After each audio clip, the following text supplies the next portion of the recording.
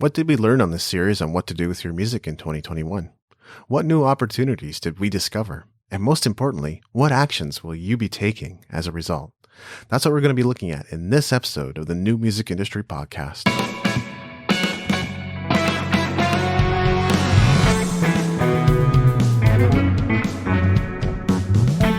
You're listening to the New Music Industry with David Andrew Wiebe. Hey, it's David Andrew Wiebe. Well, I think we're finally ready to bring this series on what to do with your music in 2021 to a close. I've touched on all the points I wanted to, which isn't to say that I've laid out a comprehensive strategy from top to bottom. But those who understand the opportunities represented will be quick to jump on them, while plenty of others will sit by the sidelines doing nothing, trying nothing, changing nothing. If it were me, I would go out there and give everything my best shot. And this is not do as I say, not as I do.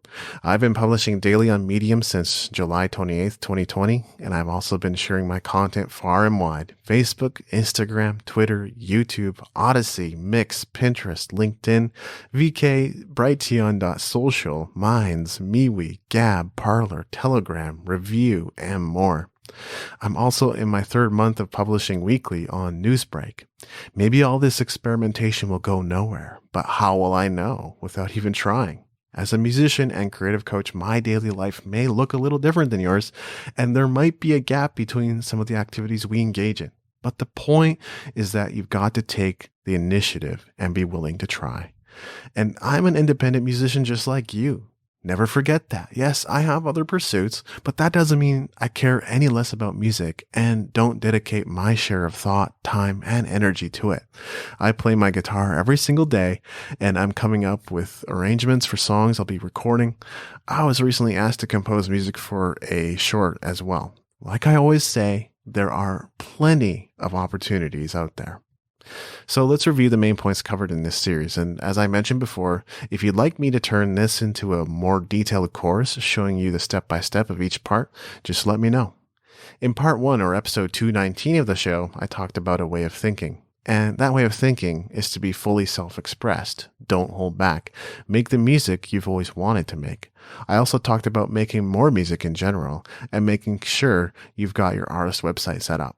In part 2, or episode 220 of the show, we looked at a mix of tools that can help you grow your online presence, share your music, get connected with other musicians and people in the industry, do competitive analysis, and more. There are a lot of great tools out there, and if you aren't taking advantage of the latest tech, you could be missing out big time. I'll be back to finish this reflection in just a moment, but first, here's a special offer for you. Setting up a website can be time-consuming, and the whole point of building a site is to get your music heard, appreciated, and hopefully sold. Have you heard about Sellfy? This platform has been built with creatives in mind. It allows you to set up your own e-commerce store in minutes. It lets you sell digital products, physical goods like merch, and even subscriptions, all from just one place. If you're tired of messing around with complicated website builders, this is the solution you need. Go to musicentrepreneurhq.com/sellfy. That's SELLFY to start your free trial. That's musicentrepreneurhq.com/sellfy. We are an affiliate of Sellfy, and if you purchase anything through our link, we may earn a small commission at no additional cost to you. In part 3, or episode 225 of the show, I shared about actionable data and insights, earning cryptocurrency, growing and engaging your email list, and more. Again, these are timely and relevant topics, especially if you know what's going on in the world right now. Be proactive, be an action taker, and start preparing yourself for worst-case scenarios. In part 4, or episode 226 of the podcast, I covered what I would consider the crux of the matter. If you follow through and action parts 1 through 3, what you're left with are high-level opportunities, connecting with fans, networking, pursuing sync licensing and placements, or setting up a fan club or membership site. If you want to growth hack your way to the top, you could almost just pick one opportunity and go all in on it. With that, here's today's episode summary. We've already looked back on parts 1 through 4 of the series, so the main thing I want to leave you with is this. Even if you have the best ideas in the world, it makes no difference whatsoever unless you do something with them. And this year, if all you do is sit back and watch as things unfold, you're going to miss out. Now, I can't motivate you. I can only inspire you. and I dedicate myself to that cause daily. If you're not inspired after listening to the series, or if you have no idea what you're going to be implementing in your music career, then go to my blog at davidandrewweeb.com and find something that piques your interest. If you're still not inspired after reading, then you and I probably aren't the best match. So if you're ready to make the most of the opportunities available this year, but you're not sure where to get started, head on over to musicentrepreneurhq.com/special to sign up for your heavily discounted personalized coaching session with yours truly.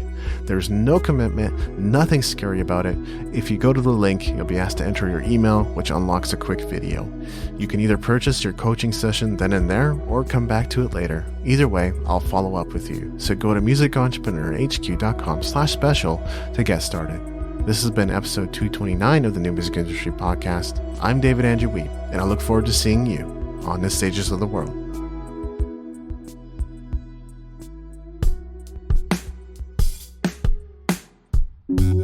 Thank you for listening. Music in this episode was brought to you by Brian Young. Wherever you're listening to this right now, please consider leaving a 5-star review and comment to help us get the word out about the podcast.